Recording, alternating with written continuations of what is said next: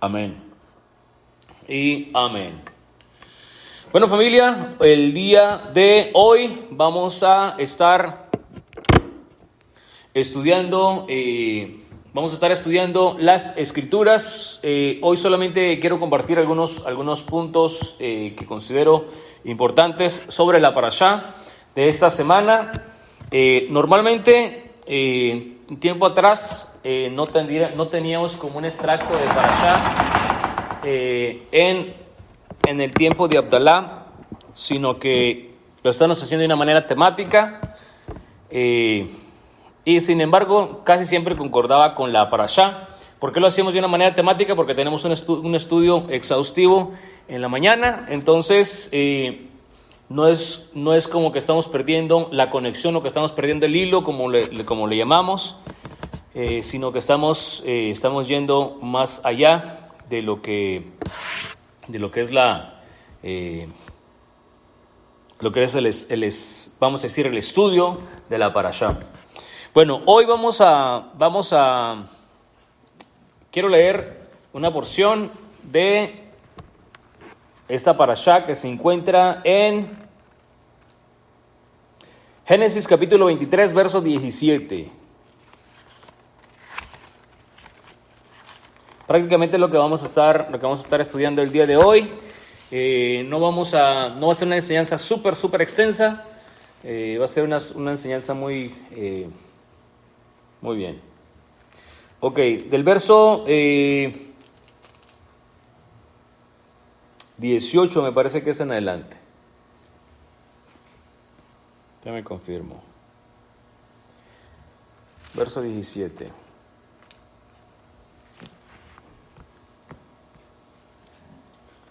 Del verso 17 al capítulo 24, verso 9. Dice de la siguiente manera: Así el trato consistió en el campo de Efrón, situado en Macpela, frente a Mamre, el campo de la cueva, y la cueva que hay en él, y todos los árboles que hay en el campo, alrededor de los límites. Todo ello fue vendido a Abraham en presencia de los heteos y frente a dos de los que entraban por la puerta de la ciudad. Después de esto, Abraham sepultó a su esposa Sara en la cueva que se encuentra en el campo de Macpela, frente a Mamre, que es Hebrón, en la tierra de Canaán. Así delante de los heteos, el campo de la cueva y la cueva que se encuentra en él quedaron para Abraham por posesión para siempre, para sepultura. Abraham era viejo de avanzada edad, y Adonai había bendecido a Abraham y llamó a Abraham a su siervo más viejo. Interesante, no se nos pierda de vista la palabra viejo, que es más antiguo o más maduro o con mayor conocimiento. Entonces, llamando a Abraham a su siervo más viejo, el mayordomo de su casa, que se encontraba de todo cuanto tenía, le dijo: pon tu mano debajo de mi lomo o de mi muslo, y te haré que jures por Adonai, Elohim del cielo y Elohim de la tierra, que no tomarás mujer para mi hijo de entre las hijas de los cananeos, entre quienes yo habito, sino que irás a mi tierra, a mis parientes, y tomarás mujer para mi hijo Isaac.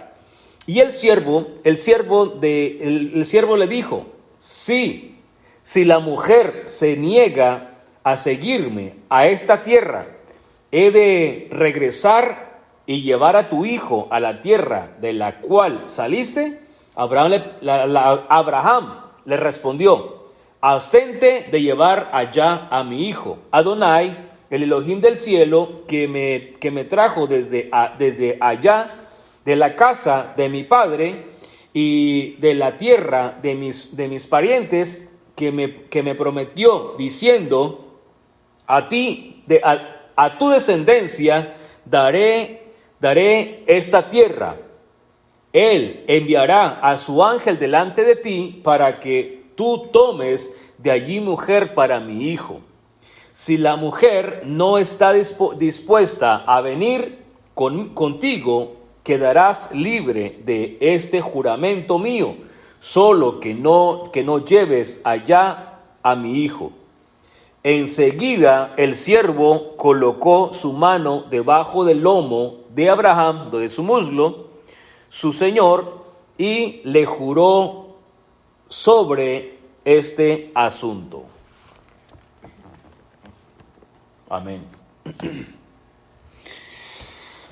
Baruch atah Adonai Eloheinu melech haolam asher bahar banu mikol chamim benatan lanu et toratot. Baruch atah Adonai noten hatorah. Bendito eres tú, eterno Elohim nuestro, soberano del universo, que nos ha entregado su Torá, una Torá de verdad y que ha implantado en nosotros, que ha plantado en nuestro interior la vida eterna. Bendito eres tú, eterno, donador de la Torá. B'Shem Yeshua Mashiach. Amén.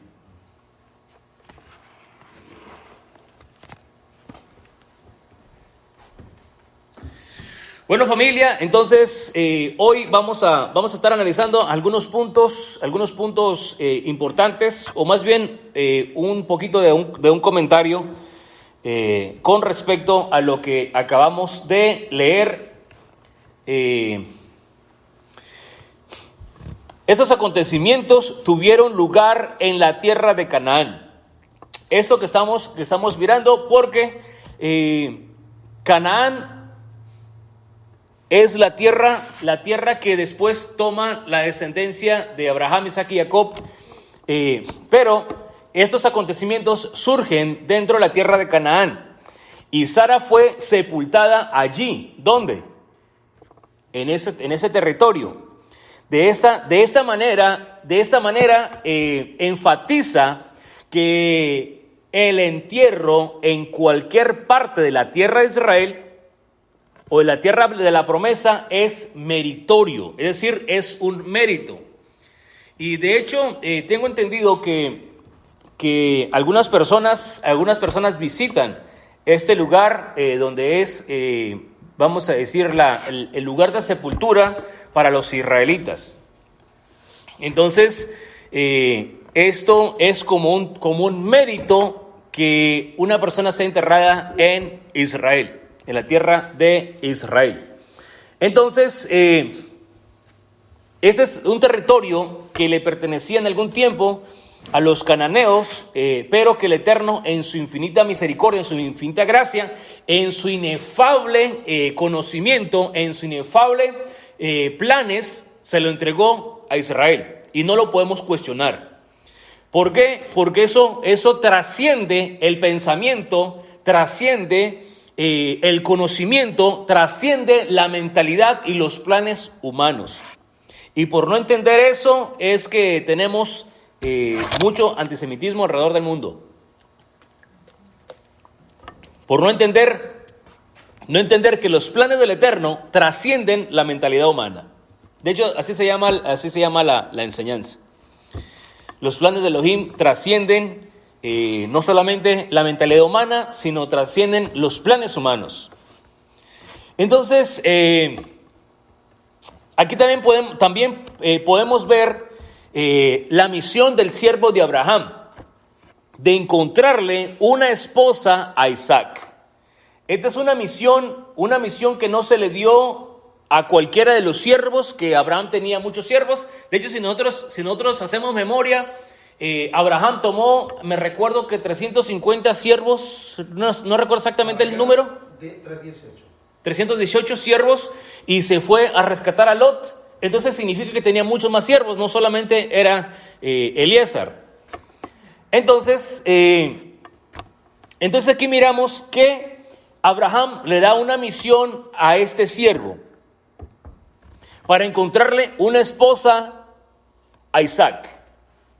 El asunto es que se despiertan muchas preguntas.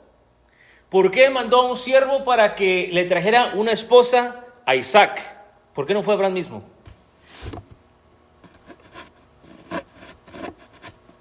¿Por qué no fue Abraham? Sí, ¿por qué mandó a su siervo? Y hay un secreto que yo descubrí cuando estaba estudiando esa parte.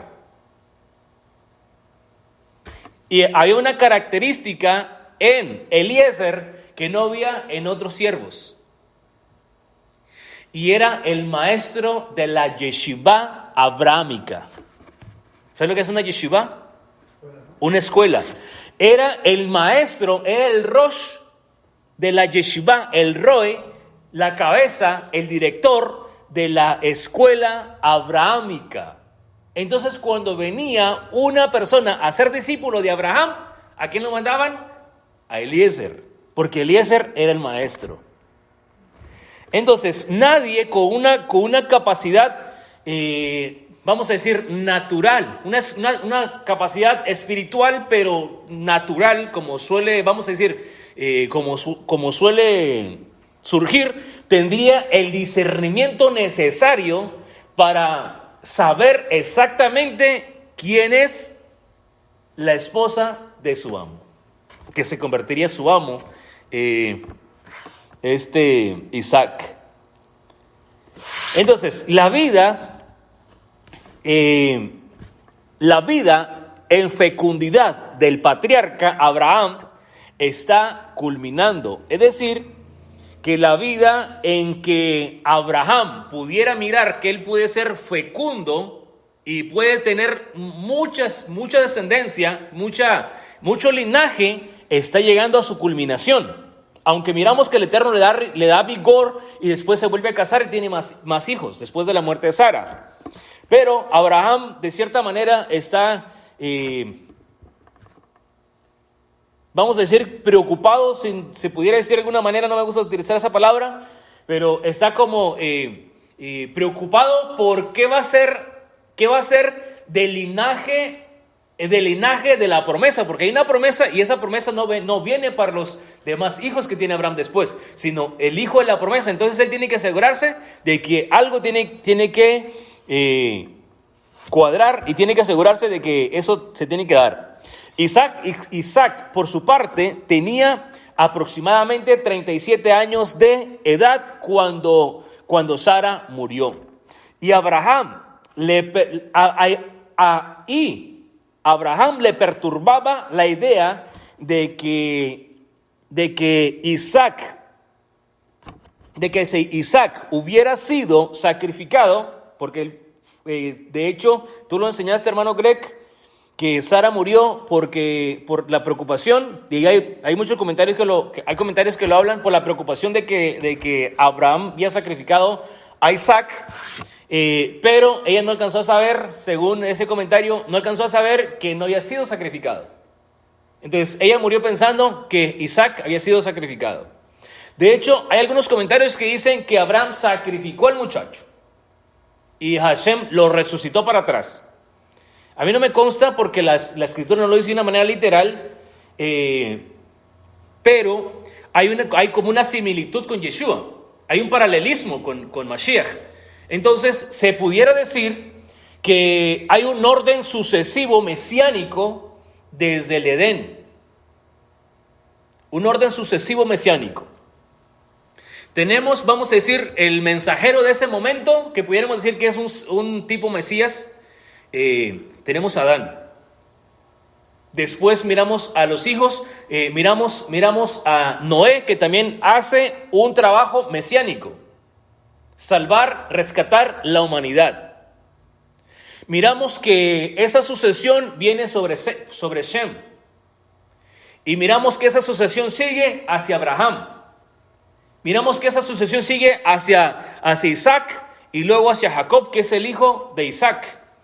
Entonces miramos que hay un orden sucesivo en cuanto a la bendición. Y si nosotros analizamos eso, lo vamos a mirar en unas parashá más adelante. Si nosotros miramos cuando Jacob recibe la bendición y él es portador ahora de esa bendición, pero todavía no la ha delegado, no la ha transmitido esa bendición, porque cada uno de los patriarcas están haciendo un trabajo mesiánico. No son el Mesías de Israel, el eterno. El Mesías que será Mesías en el milenio, que es un destello, una proyección misma de Hashem, del eterno. Pero son Mesías de Israel, en un orden sucesivo. Entonces, cuando Jacob viene a Egipto, es cuando él traspasa ese orden sucesivo de la bendición. Y ya no la traspasa al primogénito solamente, sino lo traspasa a las 12 tribus de Israel. Entonces, él tuvo que adoptar a José. Adoptó a José porque sus hermanos lo habían vendido y nadie lo había rescatado. Entonces fue vendido como esclavo, por lo cual le pertenece a Faraón, a Egipto. Entonces se tiene que pagar un rescate para que lo liberen. Bueno, eso es lo que se tendría que hacer con el Mashiach, Yeshua, para que haya un orden, vamos a decir, no tiene que ser así, pero debería de ser, para que lo suelten de Roma y lo establezcamos como hebreo. De hecho, hay algunas personas que han enseñado eso y son judíos mesiánicos que han enseñado eso. Si quieren, después les puedo compartir esa información, si la encuentro, porque no sé dónde la tengo, donde se supone que se tiene que pagar un rescate para que liberen a Yeshua del sistema romano. Ahora, si se reconoce que Yeshua es un rabino, si se reconoce que Yeshua tuvo un juicio injusto y que no era un juicio legal, entonces sería algo muy interesante, porque entonces se emitiría un decreto que nadie puede hablar mal de Yeshua en todo el mundo judío.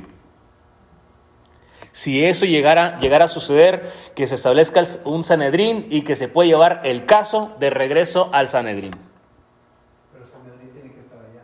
Tiene que haber un Sanedrín en Jerusalén. No aquí en la diáspora, ¿verdad? No aquí en la diáspora. En la diáspora podemos tener un midián para cada congregación, lo que quieras, pero no podemos tener un Sanedrín, porque entonces nos convertiríamos en usurpadores y nos correspondería que nos caiga el juicio divino. Nos correspondería la muerte, porque la recompensa de un usurpador es la muerte. Esa es la recompensa de un usurpador. Porque si estuviéramos usurpando algo que no nos corresponde, porque eso solamente le corresponde al orden levítico. Interesante, ¿no? No tiene que ser judío, ni mucho menos. No tiene que venir de la línea de Benjamín, no tiene que venir de la línea de Judá, tiene que venir de la línea levítica. Aunque hay un tipo consejo de los ancianos de Israel. Vamos a decir, un representante de cada tribu. Pero el Sanedrín, la corte, son levitas. Porque estamos hablando de que es una corte en el templo. Entonces, si eso sucede y se lleva el caso de Yeshua hacia el Sanedrín, se hace una investigación exhaustiva, entonces se darán cuenta que el juicio que llevó Yeshua no fue un juicio legítimo, por lo cual se le dio una muerte injusta y por lo cual entonces se le quitarían los cargos por los cuales fue acusado.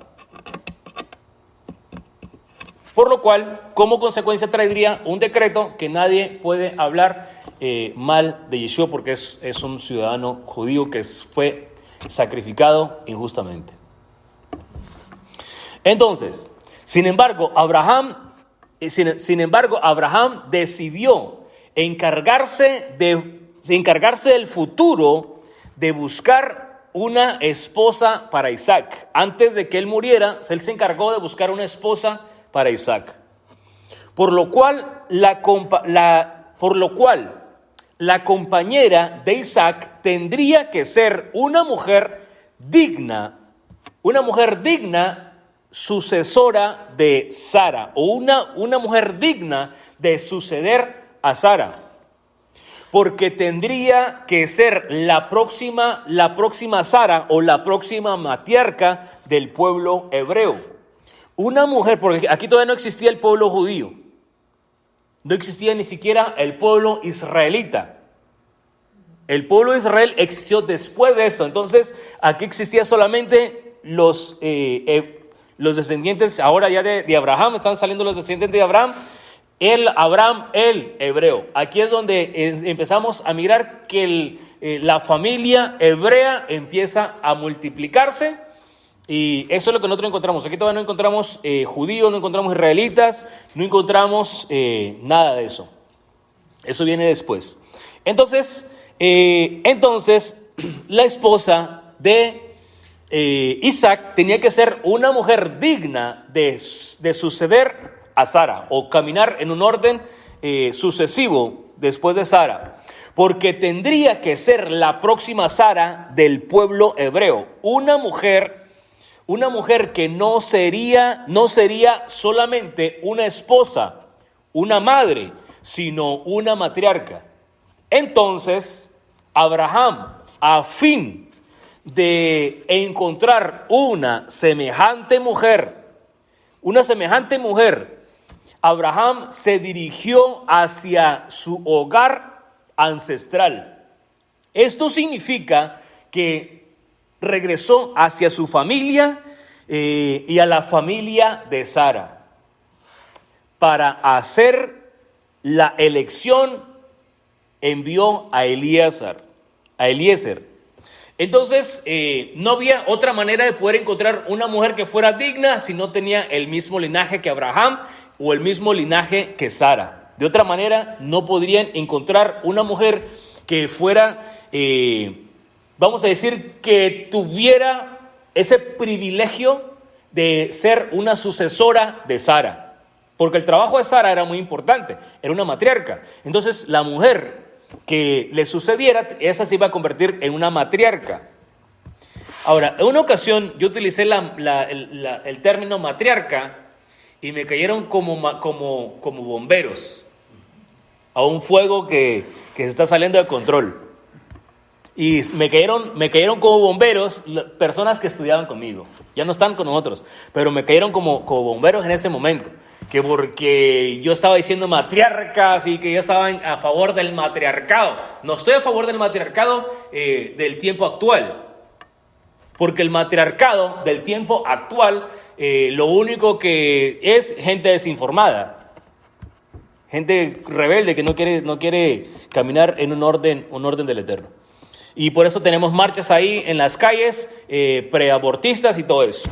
Ese es el matriarcado de este tiempo actual, que no tiene nada que ver con un matriarcado bíblico. Cuando hablamos de que Sara era una matriarca, Rebeca es una matriarca, incluso Lea es una matriarca, y todas las mujeres de la escritura son matriarcas, es porque son madres de los que sus hijos se convierten en patriarcas. Entonces tenemos al patriarca Abraham, su esposa es una matriarca, porque es la madre de Isaac. Si miramos a Isaac, que él es un patriarca, entonces su esposa se convierte en una matriarca, porque es la madre de mellizos. Y así sucesivamente. Entonces tenía que ser una mujer que tuviera esos valores morales y genéticos para que llevara esa línea sucesiva. Entonces, Eliezer, más que un siervo de confianza de Abraham, Eliezer era el Rosh Yeshiva, el Rosh Yeshiva de la casa de Abraham. Eso es la cabeza de la escuela religiosa o la escuela de Abraham. Esto lo dice el Humash. No traje para acá el Humash, pero Sería como cuando Faraón le da el sede a José, que nadie es mayor que Faraón, excepto José, es el que llega a la última. Sería así. sería algo similar, ¿sí? En este caso se le da una misión única a Eliezer. Vamos a suponer que Eliezer haya sido una persona solamente creyente, pero no con un conocimiento muy profundo, el cual se supone que no tiene una vida espiritual muy desarrollada. Porque el conocimiento te ayuda para balancear tu vida espiritual. Porque sin conocimiento lo que tenemos es una inclinación hacia la espiritualidad obscura. Por eso es importante el conocimiento, para poder lograr un balance espiritual y no dejarnos llevar por las emociones, porque somos como seres humanos, somos perfectamente emocionalistas. Ese es el don uno de los dones que más desarrollamos. Y si no, analicémonos. ¿Qué sentimos cuando un hermano no nos saluda?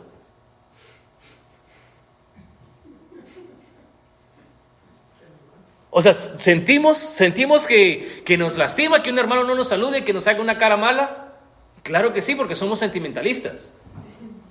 Entonces tenemos que llegar al grado donde tenemos un crecimiento emocional, que eso no nos afecte.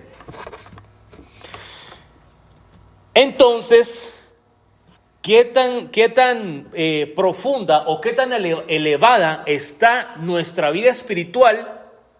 Es cuánto discernimiento nosotros tenemos y cuánto dominio propio tenemos. Según en este comentario, Eliezer es el que enseñaba a los discípulos y les enseñaba la forma de vida abrahámica o la forma de vida de Abraham. Solamente alguien así tenía el rango y el entendimiento necesario para ser digno de la asistencia divina requerida para ser el instrumento usado por Elohim, por el cual el pueblo de Israel debería desarrollarse en la siguiente época o la siguiente generación. Es decir, que una persona no espiritual sería una persona que incapaz de poder tener el discernimiento para ser el instrumento del Eterno y así poder ser el instrumento introductorio hacia la nueva etapa del pueblo de Israel que todavía no nace, pero está en el camino hacia su nacimiento. Esto es algo sumamente interesante. Entonces, Adonai le había dado a Abraham completamente todo. Eso lo miramos en Génesis capítulo 24, verso 2. Y si lo quieren leer, vamos a leerlo.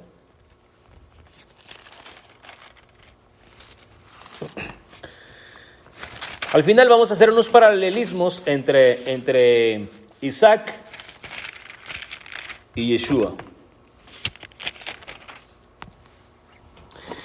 Y llamando a Abraham a su siervo más viejo, el mayordomo de su casa, que se encontraba de todo cuanto tenía, le dijo: pon tu mano debajo de mi muslo.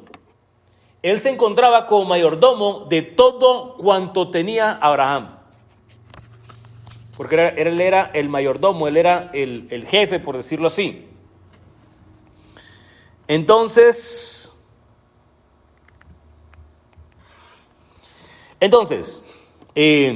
Adonai le había dado a Abraham de todo: riquezas, prosperidad, honor, longevidad, y ahora ya le había dado, ya tenía 2 hijos, que uno de ellos es la promesa.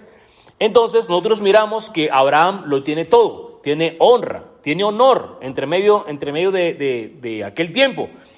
Abraham era visto como un rey. Lo único que le faltaba a Abraham era ver a su hijo, el de la promesa, realizado con hijos, quienes heredarían el estatus y el honor. El estatus como sucesores de Abraham y el honor como patriarcas. Entonces, Eliezer había llegado a ser el siervo más de confianza de Abraham. Esto lo miramos en Génesis capítulo 15, verso 2.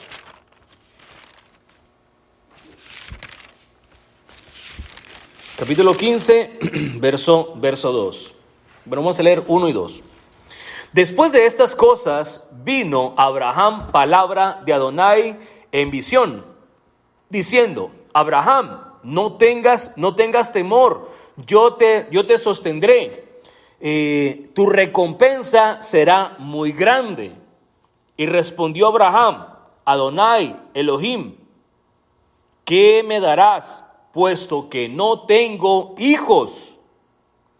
Y mi heredero Eleazar de Damasco, mi mayordomo. Y mi heredero es Eleazar de Damasco, mi mayordomo. Entonces, en la mente de Abraham, como no tiene hijos, ¿a quién le va a dejar la herencia? A Eliezer, que es el mayordomo. Entonces, no se lo va a dejar a cualquier persona. Entonces, por eso es que Abraham se dio la tarea y se dio el tiempo para capacitarlo en el conocimiento. Entonces, y asimismo, él era el maestro de los demás siervos. Entonces, él sabía que si así él no pudiera tener hijos, los bienes de Abraham estuvieran en buenas manos y no serían derrochados. Entonces, la promesa o las bendiciones correrían por la línea de Eliezer, porque él lo había adoptado como un hijo. ¿Hace sentido? Entonces, al ser adoptado como un hijo, entonces a él es que le corresponde de cierta manera, hasta este punto, la bendición o la herencia. Ajá. Eliezer significa que ayuda a Elohim o Elohim que ayuda. Ok. El hermano en el primer verso dice: yo te sostendré. O sea, te le está dando, o sea, con lo que se lo puedes asimilar como cuando Eliezer es el que también lo ayuda, ¿no? El que lo ayuda, sí. Sí, o sea, Se supone que es la mano derecha de Abraham. y aquí dice Eliezer, ¿qué es lo que significa? Pues ahí está. La ayuda de Elohim.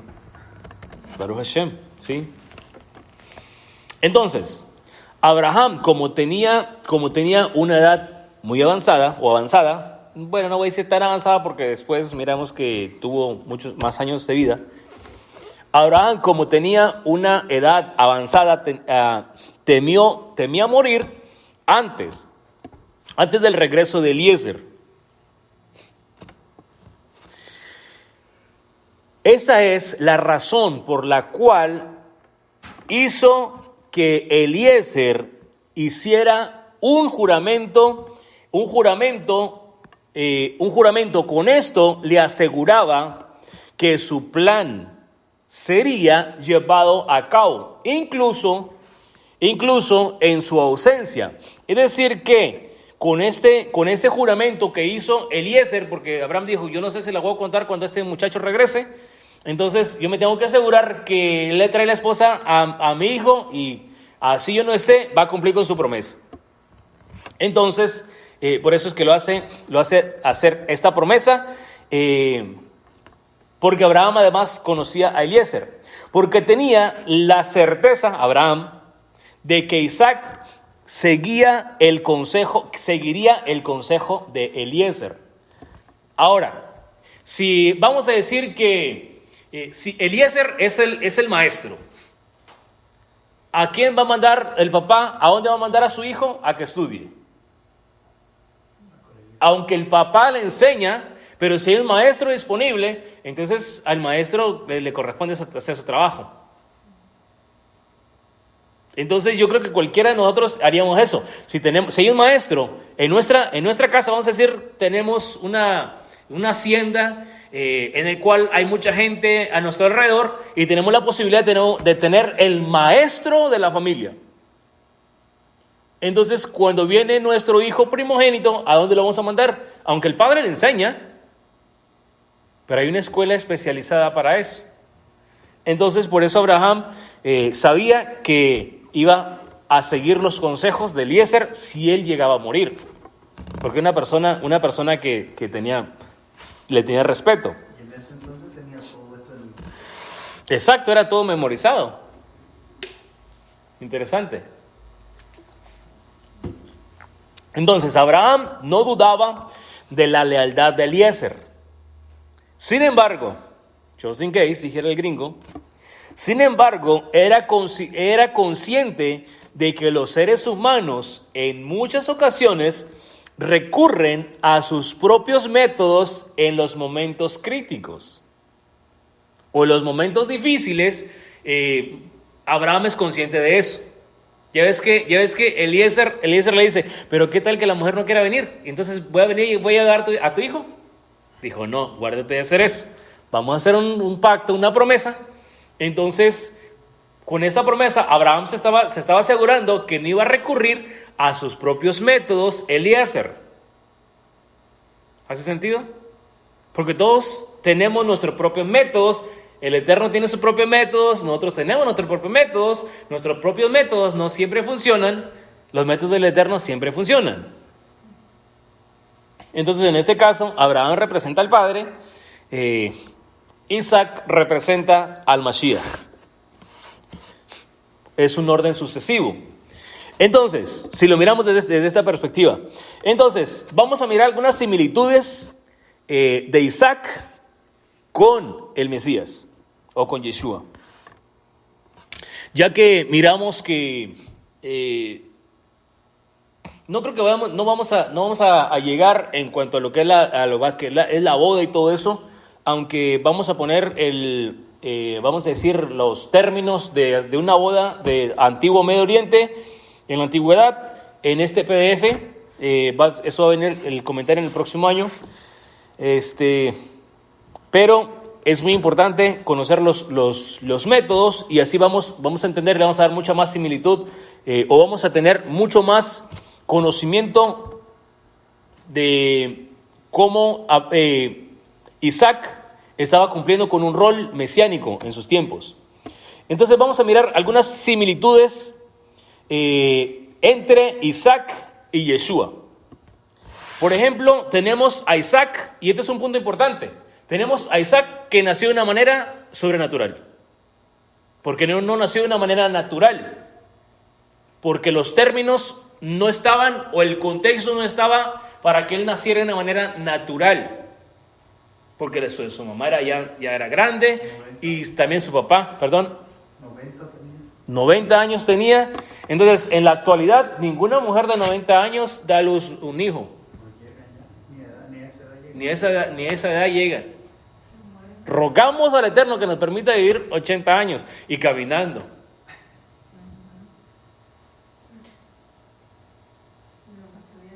Pero ¿qué tal que nos den 120?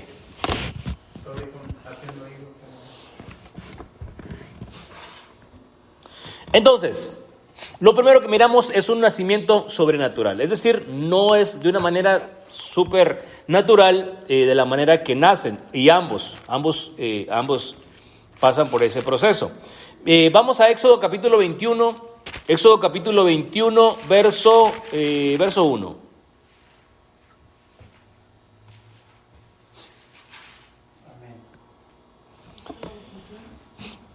Perdón, Génesis, ¿dije Éxodo? Perdón, Génesis. 21:1. Híjole, tengo en la mente otro versículo de Éxodo, que no lo vamos a alcanzar a tocar ahora. Dice Génesis capítulo 21, verso 1.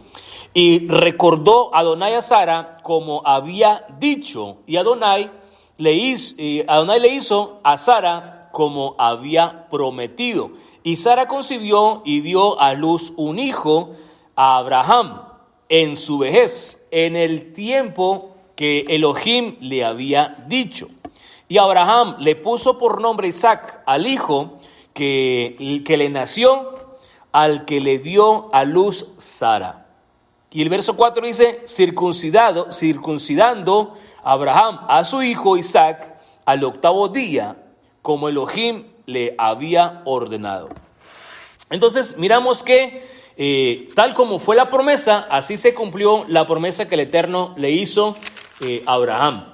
Entonces, ahora vamos a mirar en Mateo capítulo 1, Mateo capítulo 1, verso 18 en adelante. Mateo capítulo 1, verso 18 en adelante.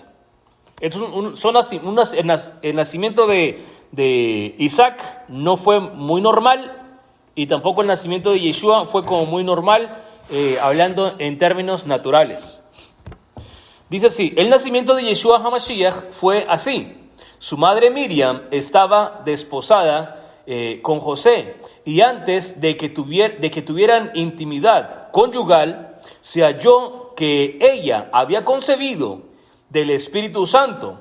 No sé cómo eso se miraría en la actualidad, pero eso fue algo que a José le levantó casi los cabellos del cráneo, porque no lo podía entender. De hecho, no lo pudo entender José hasta que no se le revela el Eterno. Y dice el verso 19: y José, su esposo, siendo un varón justo y no queriendo denunciarla, porque a ella le correspondía ser lapidada, decidió repudiarla en secreto. No sé si es el evangelio de Judas, que es un evangelio no canónico, o el evangelio de Santiago, porque también hay creo que hay un evangelio de Santiago y otro de Pedro. Yo miré el de Santiago y Bueno, en uno de esos evangelios, que no son, ojo, lo voy a decir aquí en las cámaras, esos evangelios no son canónicos, para que no digan que el hermano Jaime luego está diciendo que hay otros evangelios que no fueron canonizados. Solamente estoy citando uno de los recursos. Uno de esos evangelios, creo que es, no sé si es el de Santiago o el de Judas, dice que Miriam o María fue pasada por el juicio de las aguas amargas. El juicio que encontramos en Levítico capítulo 5. Entonces, fue pasada por las aguas amargas y, ¿qué creen? Ella fue vindicada. Ella no murió, ni se descompuso su cuerpo, ni nada, y que estaba embarazada. Bueno, lo que sucedía cuando una mujer iba al juicio de las aguas amargas, si era inocente, el Eterno le ponía un bebé en su vientre. Ese bebé era el testimonio de que esa mujer era justa y no era culpable del juicio que le habían hecho. No me quiero imaginar de ahí en adelante la vida que llevaba con su esposo. Porque el esposo tenía que aguantarse, no la podía despedir bajo ningunos términos. Tenía que aguantarla así con ese coraje, que yo creo que sería casi, vamos a decir, impensable pensar que no tuviera ese resentimiento de la mujer. Y si yo hubiera cometido el acto de infidelidad o de adulterio, que es lo que muchos andan hablando, descabellados, el ángel no le hubiera dicho a José. Toma el niño y llévatelo. Exacto. Lo que haya sucedido, que no solamente haya muerto María, sino también el hombre, el adúltero. Porque el juicio es para los dos. Pero en vista de que no está el personaje, entonces se le hace el juicio a la mujer, y la mujer es muerta, pero también el hombre. Le cae un juicio divino y también muere. O sea que no es como que nomás le cayó el juicio a la mujer y el hombre sepa por dónde ganó. El juicio divino también le cae, porque eso es lo que dice la Torá. Entonces dice el verso 20, y mientras él pensaba y estaba exhausto con esto, él pensaba en esto, se le apareció en sueño un ángel, un mensajero de Adonai, diciéndole: José, hijo de David, no temas recibir a Miriam tu esposa, porque el que ha sido engendrado en ella es del Espíritu Santo, y dará a luz un hijo, y le pondrás por nombre Yeshua. Bueno, lo voy a leer. Le pondrás por nombre Jesús, porque él salvará a su pueblo de sus pecados. Esto yo le enseñé en la clase del lunes pasado. ¿Cuándo fue que hice la enseñanza? ¿El lunes? ¿El martes? El martes, yo le di el lunes. Que el término él salvará a su pueblo de sus pecados no tiene nada que ver con el nombre Jesús en español, pero sí con el nombre hebreo Yeshua, porque entonces el nombre Yeshua entra en acción. Este nombre Jesús es la forma actual del castellano Jesús, que a su vez deriva del griego Jesús, el cual proviene del hebreo Yeshua y el arameo Yeshu. Yeshu es una palabra despectiva para Yeshua, que se deriva de Yehoshua, cuyo significado es Adonai salva. Y creo que la palabra hebrea es Yoshia o Yoshia, creo que es el... Ese verso está conectado de salvará a su pueblo con el Salmo 138. Él salvará a su pueblo, sí, y es promesa, profecía que se está cumpliendo. Desde la mentalidad de Abraham, cuando Isaac se casa y tiene hijos, él está salvando la simiente. En los términos mesiánicos de Yeshua, cuando María concibe un hijo y se le pone por nombre salvación, porque él salvará a su pueblo, la simiente de Abraham, que ahora cae la responsabilidad sobre Isaac y ahora viene una línea genealógica hasta llegar al Mesías Yeshua. Entonces también miramos que Isaac es circuncidado al 8º día. Ahora todos los varones de hebreos deben de cumplir con este mandamiento, circuncidar a sus hijos al 8º día, al menos que tenga un problema de salud. De hecho, en los tiempos del primer siglo se hacía, no le hace que fuera Shabbat, de acuerdo a Brit Hadashah, porque Yeshua le dijo: ustedes no circuncidan a sus hijos en el 8º día y rompen así el Shabbat para cumplir con el mandamiento. Entonces Isaac fue circuncidado al 8º día, ya lo leímos en Génesis capítulo 21, verso 4. Y Yeshua fue circuncidado en el 8º día en Lucas capítulo 2, verso 21. Ahora, yo solamente quiero decir una cosa. La primera carta de Juan capítulo 2, verso 3 en adelante, dice, creo que es en realidad el verso 5 y el 6, que si nosotros estamos en Yeshua, entonces tenemos que andar como él anduvo. Tenemos que hacer lo que él hizo. Entonces, esto fue algo que le hicieron, pero igual él estaba cumpliendo el mandamiento. Y con esto no estoy forzando a nadie a tomar decisiones. Lucas capítulo 2, verso 21. Al cumplirse los 8 días para que fuera circuncidado el niño, llamaron su nombre Yeshua, porque así fue llamado por el ángel antes de que fuera concebido en el vientre. Yeshua recibe el nombre Yeshua antes de ser concebido. Isaac recibe su nombre Isaac antes de ser concebido. Antes de ser concebido, los dos reciben el nombre. Y no había ultrasonido en aquel momento. No había ultrasonido. Ese es un orden divino. Y esto trasciende el conocimiento humano. Esto trasciende la mentalidad humana. Entonces, No hay otros sonidos, hermano Greg. Entonces, ambos, tanto Isaac como Yeshua, son hijos de la promesa. Encontramos a Isaac, que es el hijo de la promesa, o que se da la promesa en Génesis capítulo 18, verso 10. Del verso 10 al 15. Génesis 18, 10 al 15. Y él le dijo: ciertamente regresaré a ti el próximo año por este tiempo, y Sara tu esposa tendrá un hijo, y Sara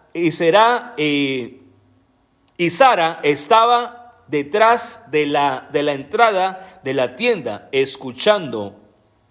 Y Abraham y Sara eran ancianos de avanzada edad, y la costumbre de las mujeres ya había cesado a Sara. Por tanto, Sara se rió en secreto y dijo: después de haber envejecido, ¿tendré vigor juvenil siendo mi señor tan viejo? Entonces Adonai dijo a Abraham: ¿por qué se rió Sara? ¿Por qué se rió Sara? Verdaderamente voy a concebir habiendo yo envejecido. ¿Hay algo demasiado difícil para Adonai? Regresaré el próximo año por este tiempo, y Sara tu esposa tendrá un hijo. Pero Sara lo negó porque tuvo miedo y dijo: no me reí. Pero él dijo: no es así, sino que te reíste. Entonces ella se rió, y ahí es donde le dicen también cómo se va a llamar ese hijo. Creo que está en los próximos versos. Bueno, creo que están en los próximos versos, donde dice que su nombre va a ser Isaac, por la risa de Sara. Esto lo miramos, bueno, ya lo leímos, Mateo capítulo 1, verso 18, ya lo leímos. Pero hay un versículo, no sé si lo puse en mis notas, creo que no, Isaías. Sí, aquí lo tengo en mis notas. Isaías capítulo 7, verso 14, que es el hijo de la promesa. Yeshua es el hijo de la promesa, aquí está la promesa.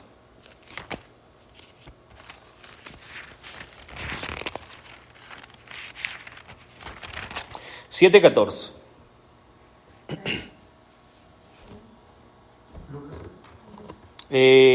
Isaías 7, 14. ¿Dije Lucas?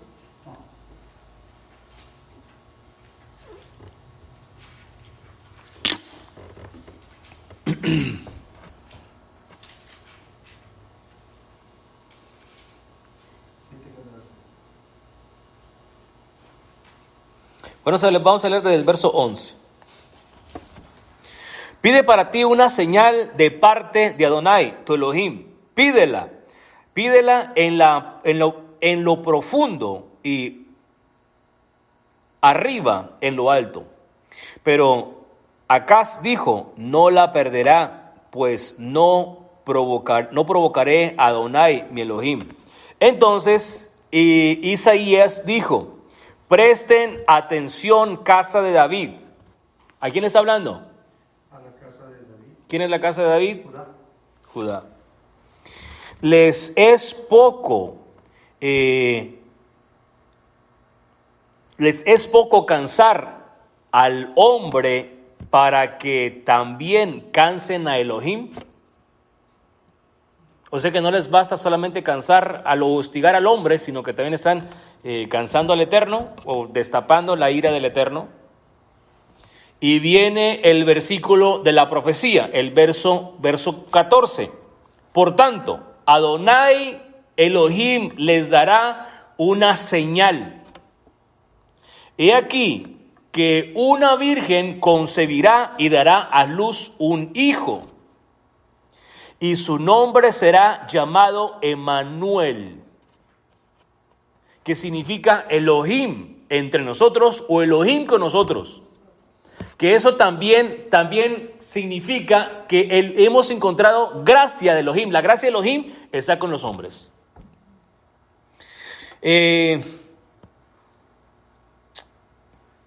Emmanuel significa el Elohim con nosotros.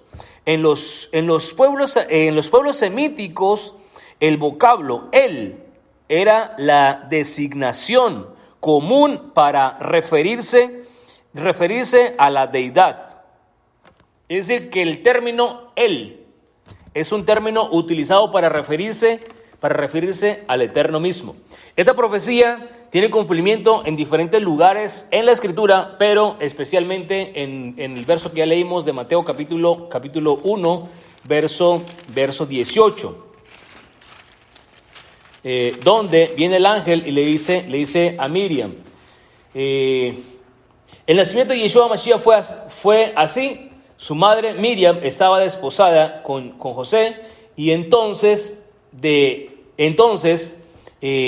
antes de que tuviera intimidad conyugal, se halló que ella había concebido del Espíritu Santo. Estaban comprometidos y ella salió embarazada, lo cual desde cierta perspectiva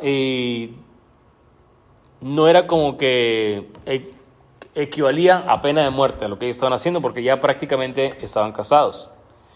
Sin embargo, no era el hijo de José. Entonces, este es el último punto que voy a tocar el día de hoy.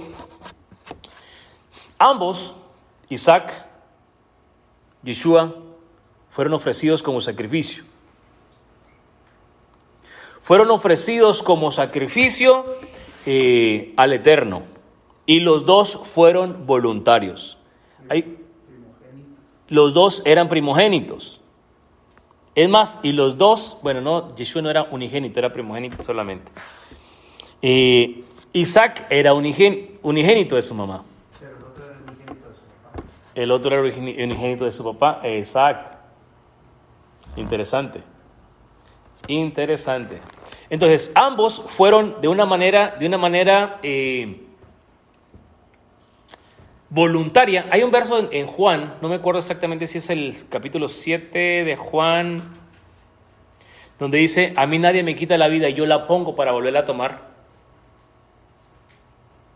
Yeshua dijo eso. En lo que me lo buscas, voy a leer estos próximos versículos. No recuerdo exactamente para saber, como que no vengo en modo de memoria mucho. Ok. Entonces, ambos, tanto Isaac como Yeshua, fueron ofrecidos como sacrificio. En Génesis capítulo 22, verso 1 y 2, dice la siguiente manera. Después de estas cosas, sucedió que Elohim puso a prueba a Abraham, diciéndole, Abraham, y él respondió, heme aquí. Entonces él le dijo, toma a tu hijo Isaac, a tu único, a quien amas, y ve a la tierra de los amorreos, allí ofrécelo en holocausto sobre uno de los montes que yo te diré, en uno de los montes que yo te diré. Ahora, este muchacho tenía alrededor de 37 de años, 36, 37 años. Entonces, por lo cual él tenía más fuerzas que Abraham. Al menos que Abraham haya sido experimentado en artes marciales, haya sido otra cosa, pero estamos hablando de un señor ya de 100 y muchos más años, tratando de forcejear con un muchacho, un señor de 37 años. Las fuerzas no son para nada igualables. Si no haya sido voluntariamente que él se dice, ok, yo confío en que Hashem te habló y que te dijo que hicieras esto, vamos, adelante. ¿Me encontraste? Sí. ¿Qué dice? Es en el 10, a ver. Mateo, Juan 10:17. 10:17. Por eso mi Padre Mi Padre me ama, porque pongo mi vida para volverla a tomar. No es el hombre quien me la quita, sino yo la pongo por mi propia voluntad, porque tengo autoridad para ponerla y tengo autoridad para tomarla de nuevo, porque esta autoridad he recibido de mi padre. Entonces, Abraham amaría a Isaac más después de este asunto. ¿Cómo no? ¿Te imaginas saber que está a punto de matarlo porque el Eterno le dijo que se le ofrecía en un holocausto y le grita, ¡hey, para, no lo hagas! Se le regresó el corazón todavía y todavía estaba... No, y de acuerdo al comentario que leímos, él todavía estaba impactado porque él no creía que él iba a sacrificar a su hijo en el altar, y ahora lo tiene aquí. Dijo, no, antes de que otra cosa pase, mejor lo vamos a casar, porque estamos hablando de su linaje, y cuando estamos hablando del linaje, estamos hablando del honor. Sí, Señor, el honor. Entonces, miramos en Mateo capítulo 27, verso 28, que Yeshua, miramos a Yeshua.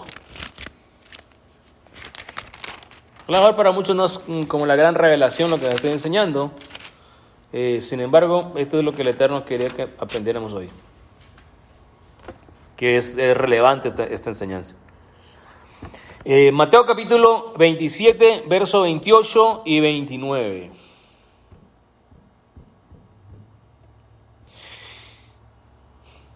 Y desnudándolo, lo vistieron luego con un manto escarlata, hablando de Yeshua cuando lo preparan para el sacrificio. Luego entretejieron una corona de espinas y se la colocaron en la cabeza. Ahora, en el caso de Isaac, no le coronaron la cabeza de espinas. Sin darse cuenta, estos personajes estaban poniéndole la corona de rey a Yeshua. Pero el cordero se le puso la corona de espinas al cordero que fue el sustituto de Isaac, porque estaba enredado con los zarzales de la cabeza. Y en su mano derecha una caña y se arrodillaban ante él y escarneciéndolo decían, salva, oh rey de los judíos.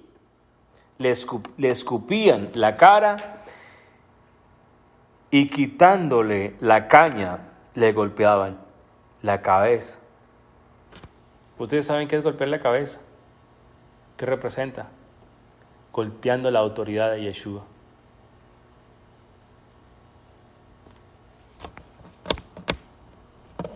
Golpearon su reinado de inmediato. Hoy en la mañana les compartí que los 5,000 personajes que recibieron los alimentos, esos 5,000 quieren agarrar a Yeshua y ponerlo en el trono. Sí, leí eso. Y mientras se mofaban de él, le quitaron el manto y poniéndole sus ropas, lo llevaron para crucificarle. Y fue en un monte, afuera de la ciudad. No sé cómo haya estado el asunto, pero sería una manera muy mal agradecida. Juan capítulo 15, verso 13.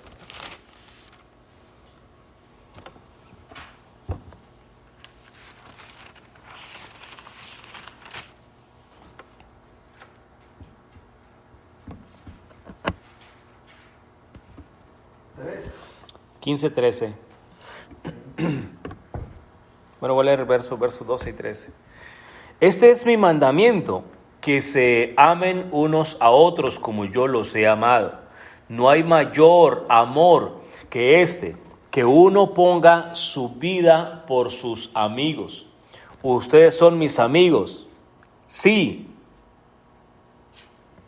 siempre y cuando hacen todo lo que les ordeno.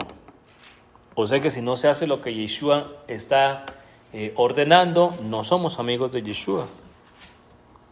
Entonces aquí miramos que él lo hizo, él por el amor que él tenía hacia el pueblo, él dio su vida y después la tomó para atrás. Porque no hay el mayor amor es darse a sí mismo por la otra persona, sin esperar que te lo agradezcan. Es igual que el matrimonio. En el matrimonio, exacto. El matrimonio, los dos tienen que estar dispuestos a darse a sí mismo, el uno por el otro. De otra manera no va a funcionar. Bueno, 3 versículos más y terminamos. Romanos capítulo 8, verso 32. 30 y 32.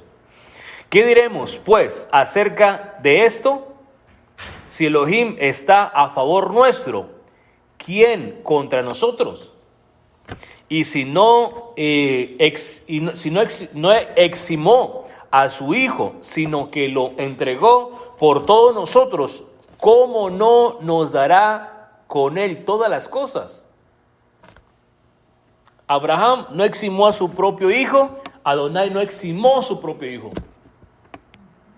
Y no estamos ahora definiendo qué es el Hijo de Dios, ni nada de eso, solamente estamos leyendo las Escrituras. Efesios capítulo 5, verso 2. 1 y 2. Condúzcanse en amor, como también el Mashiach nos ha amado y se entregó a sí mismo por nosotros, ofrenda y sacrificio a Elohim en fragante aroma. ¿Cómo lo hizo? Y esto es lo que dice el escritor de Efesios, Rav Shaul. Condúzcanse en amor, como también el Mesías nos ha amado, o de la misma manera que el Mashiach nos amó, que se entregó y dio su vida por nosotros, así también estemos dispuestos a dar nuestras vidas por nuestro prójimo. Ofrenda en sacrificio a Elohim en fragante aroma. Eso significa algo completamente legítimo y sin intereses personales. Híjole. Terminamos entonces con Hebreos capítulo 9, verso 14.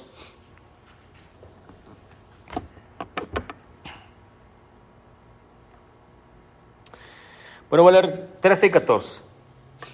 Porque si la sangre de cabritos y de becerros y las cenizas de la novilla rociada, la novilla roja, sobre los que eran inmundos, los sacrificaban para purificación de su carne, cuanto más pues la sangre del Mashiach, del Mesías, que por el Espíritu Eterno se ofreció a sí mismo. Sin mancha a Elohim purificará nuestra conciencia de obras muertas para que sirvamos a Elohim vivo. Entonces, Él sacrificó, por medio de su sacrificio, es que nosotros alcanzamos la purificación de nuestra conciencia errada, corrompida, fea, contaminada. Brincamos hasta el verso 10, hasta el verso 28. De la misma manera, también el Mesías, habiendo sido ofrecido una sola vez, ¿cuántas veces fue ofrecido? Una sola vez. Presentó en su persona el sacrificio por los pecados de muchos, no dice todos, pero aparecerá por segunda vez sin relación con el pecado, para salvación de los que lo esperan. Eso está en Hebreos capítulo 9, verso 28. Ahí no dice que salvará a todo el mundo el Mashiach. Él salvará solamente a los que lo esperan. Hebreos capítulo 9, verso 28. ¿Se recuerdan que Yeshua dijo en una ocasión, sean fieles hasta el final y después serán salvos? El que sea fiel hasta el final, ese será salvo. En Apocalipsis dice que el que sea fiel hasta el final recibirá la corona de la vida. Y aquí dice que Yeshua salvará a los que lo esperan. ¿Y cómo se esperará a Yeshua? ¿Cómo lo esperamos? Si tú me amas, ¿qué vas a hacer? Amén. ¿Qué dijo Yeshua? Si tú me amas, Bueno, el que no me ama no guarda mis mandamientos. si me amas, guarda mis mandamientos. Entonces, si yo guardo sus mandamientos, yo lo estoy esperando porque lo amo. Y yo estoy en él y mi Padre le amará. Pero El que no, será desechado. Esto está heavy. ¿Sí o no dice ahí que Él salvará a los que lo esperan? Hebreos 9, 18, 9:28. 9:28 dice, así también Mashiach fue ofrecido una sola vez para llevar el pecado de muchos y aparecerá por segunda vez sin relación con el pecado para salvar a los que le esperan. Este Dios se regresará por segunda vez. Está en Isaías 10:11 o 11:10. A ver, déjame ver si tiene alguna concordancia aquí. Isaías 10. Porque muchos dicen, ay, es que no ha venido Yeshua. Muchos dicen que no ha venido. Es más, incluso gente mesiánica que creía que Yeshua era el Mashiach, dicen que no, terminan negándolo. ¿Y sabes qué? Otros dicen que vino hace como unos 70, 80 años. Entonces significa que estamos en el milenio. Entonces, ¿por qué tenemos que...? 11:10. ¿Qué dice? 11:10. Entonces, si tuviéramos en el milenio, no tuviéramos guerra en Medio Oriente. A ver si les digo.